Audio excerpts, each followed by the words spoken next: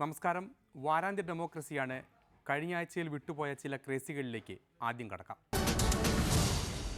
നിയമസഭ പിരിഞ്ഞെങ്കിലും അതിൻ്റെ അലയൊലികൾ ബാക്കി കിടക്കുകയാണ്. അതിൽ അവസാന ദിനം കണ്ട PC ജോർജിൻ്റെ പ്രകടനം ഗംഭീരമായി. കോടികൾ പിരിഞ്ഞു കിട്ടാനുണ്ടായിട്ടും വൈദ്യുതി കമ്പി പിരിയുന്നത് പോലെ വകുപ്പും പിരിയുന്നതിനെ PC ചോദ്യം ചെയ്തു. ആത്മരോഷം കൊണ്ടു. തുടങ്ങിയ പദ്ധതികൾ പാതി വഴിയിൽ കിടക്കുന്നത് നിരവധിയുള്ളപ്പോൾ അതിരപ്പള്ളിയിൽ സർക്കാർ കണ്ണുവെച്ചതിനെയും PC ചോദ്യം ചെയ്തു. സർ, ഞാൻ നമ്മുടെ ഗാർഹിക ഉപഭോക്താക്കളുടെ മേൽ കൂടുതൽ ഭാരം അടിച്ചേൽപ്പിക്കുന്ന ഇലക്ട്രിസിറ്റി ബോർഡിൻ്റെ നയം തിരുത്തണം.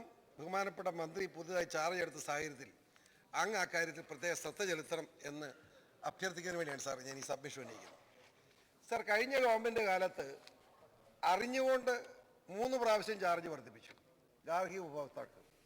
അറിയാതെ എൻ്റെ കണക്ക് ശരിയാണെങ്കിൽ 5 പ്രാവശ്യം ചാർജ് വർദ്ധിപ്പിച്ചു. ആരും അറിയില്ല, ചെറിയ ഒരു വർധനം. സാർ, ഇവിടെ ഞാനിപ്പോൾ ഈ സഭയുടെ മുമ്പിൽ വെക്കുന്നത് സാർ, നമ്മുടെ current charge arrears due from private sector as on 30/9/2016 എത്രയെന്ന് അറിയാമോ സാർ? ഞടുങ്ങിപ്പോകും കേട്ടാൽ, ഞടുങ്ങും. അതാണ് പ്രശ്നം. അതായത് ഈ ദിവസം കൊണ്ട് വരെ നമ്മുടെ ഇലക്ട്രിസിറ്റി ബോർഡിന് കിട്ടാനുള്ള കാശിൻ്റെ കണക്ക് സാർ എണ്ണം പറയാൻ പൊക്കുകയില്ല. 416 കോടി 15,68,479 രൂപ കിട്ടാനുണ്ട്. സാറിന് മനസ്സിലായില്ലേ? 416 കോടി 15,68,479 രൂപ കിട്ടാനുണ്ട് ഇലക്ട്രിസിറ്റി ബോർഡിന്. ഇലക്ട്രിസിറ്റി ബോർഡിന് ഒരു പ്രശ്നമില്ല. സമ്പന്നന്മാർ ഒരു പ്രശ്നമില്ല, ഹൈ ടെൻഷനാണ്. ഇവരൊക്കെ കാശ് അടയ്ക്കാതെ വീണ്ടും കൈതി ഉപയോഗിച്ചുകൊണ്ടിരിക്കുകയാണ്. സാർ, അങ്ങ് ആലോചിക്കണം. പ്രിൻസിപ്പൽ പോക്കറ്റിൽ നിന്ന് ബില്ലടച്ചു. എവിടെ സാർ? കോട്ടയത്ത് ഒരു ഗവൺമെൻറ് കോളേജിൽ, ആ പോളിടെക്നിക്കിൽ 1.5 ലക്ഷം രൂപ ചാർജ് അടയ്ക്കണം. ഒരു ദിവസം പോലും അനുവദിക്കാതെ ഫീസ് ഊരാൻ വന്നിരിക്കുകയാണ് ഇലക്ട്രിസിറ്റി ഉദ്യോഗസ്ഥൻ. നല്ലവനായ പ്രിൻസിപ്പൽ പോക്കറ്റിൽ നിന്ന് 1.5 ലക്ഷം രൂപയായിട്ട് ബില്ലടച്ചു. സാർ, ഒന്ന് ആലോചിക്കുക, എന്തൊരു ക്രൂരതയാണ്. ഇവിടെ ഞാൻ പറഞ്ഞ 416 കോടി 15,8,479 രൂപ അടയ്ക്കാനുള്ള ഒരു മുതലാളിക്ക് ഒരു സ്റ്റേയും ഇല്ല, ഒരു ഫീസ് ഊരലും ഇല്ല, അനുസ്യൂതം തുടരുക. ഇത് അനുവദിക്കാൻ പറ്റുമോ സാർ? ഇവിടെ ഇലക്ട്രിസിറ്റി റെഗുലേറ്ററി കമ്മീഷൻ, എനിക്ക് അവരെ വിശ്വാസമുണ്ട് സാർ. ഇലക്ട്രിസിറ്റി ബോർഡ് കൊടുക്കുന്ന കണക്കനുസരിച്ച് അവർ ചാർജ് വർദ്ധിപ്പിക്കാൻ തുടങ്ങിയതല്ലേ ഉള്ളൂ. തുടങ്ങിയിട്ടൊന്നല്ല, 2 മിനിറ്റായി. ഇങ്ങനെ തുടങ്ങിയാലോ? ഇത് തീരാൻ പോവില്ലേ സാർ? അങ്ങേക്കും കൂടെ വേണ്ടിയിട്ടാ കറണ്ട് ചാർജില്ല ഫീസ് പോകാതിരിക്കാനായി ഞാൻ നിർത്താം സാർ. അതുകൊണ്ട് എനിക്ക് തീർക്കാട് ഒന്നും പറയാനില്ല സാർ. മണിസഖാവ് പാവപ്പെട്ടവരുടെ പ്രതിനിധിയാണ്, തൊഴിലാളിയുടെ പ്രതിനിധിയാണ്. അങ്ങയുടെ കാലത്തെങ്കിലും ഈ അന്യായമായ ചാർജ് വർധനവ് നിർത്തിക്കൊണ്ട് സമ്പന്നന്മാർ അടയ്ക്കാനുള്ള പണം കൃത്യമായി ഇലക്ട്രിസിറ്റി ബോർഡിൽ വരുവാനുള്ള നടപടി സ്വീകരിച്ചുകൊണ്ട് ഗാർഹിക ഉപഭോക്താക്കളെ രക്ഷിക്കണം എന്നാണ് എൻ്റെ അഭ്യർത്ഥന സാർ. ഈ പണം കിട്ടുകയാണെങ്കിൽ ഒരു സംശയമില്ല സാർ, മുഴുവൻ പാവപ്പെട്ട കുടുംബങ്ങളിലും വൈദ്യുതി സൗജന്യമായി കൊടുക്കാൻ കഴിയുന്ന സാഹചര്യം ഉണ്ടാവും. അത് തന്നെയാണ് സാർ. ഒരു കാര്യം കൂടെ സൂചിപ്പിക്കട്ടെ സാർ, നമ്മുടെ പദ്ധതികൾ ഇവിടെ ബഹുമാനപ്പെട്ട മുഖ്യമന്ത്രി ഇലക്ട്രിസിറ്റി മന്ത്രി ആയിരുന്നപ്പോൾ 1676 മെഗാവാട്ട് വൈദ്യുതി ഉൽപ്പാദിപ്പിച്ചു. എങ്ങനെയാണ്? അന്ന് വരെ മുടങ്ങിക്കിടന്ന പദ്ധതികൾ മുഴുവൻ അദ്ദേഹം സമയബന്ധിത നടപ്പാക്കി സാർ. ഇപ്പോൾ ഒരു 20ഓളം പദ്ധതികൾ 15 കൊല്ലം കാലാവധി ഉള്ളത് കിടക്കുക.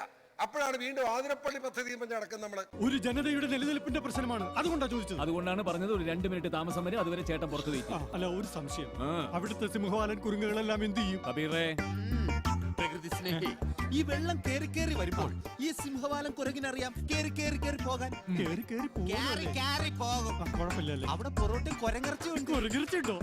30/9/2016 വരെയുള്ള KSEB ലിമിറ്റഡിൻ്റെ കണക്കും പ്രകാരം വിവിധ സ്വകാര്യ സ്ഥാപനങ്ങളിൽ നിന്നും വൈദ്യുതി ചാർജ് കുടിശ്ശികയായി കിട്ടാനുള്ള തുക 416.15 കോടി രൂപയാണ്.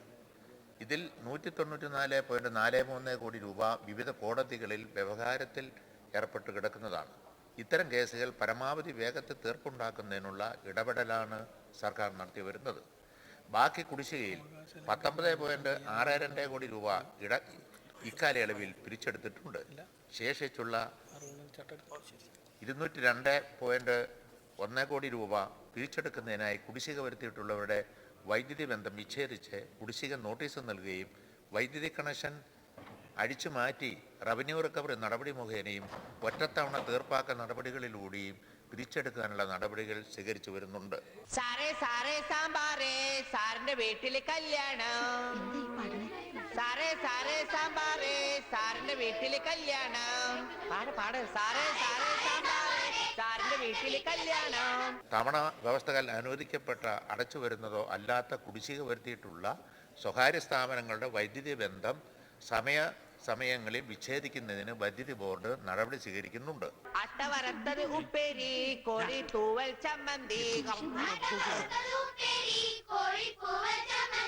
ഞാനോട് വറുത്തപ്പൻ നൂഡിൽസ് നൂഡിൽസ് തിന്നപ്പൻ ഞാനോട്. സാറേ സാറേ സാമ്പാറേ സാറിന്റെ വീട്ടില് കല്യാണം.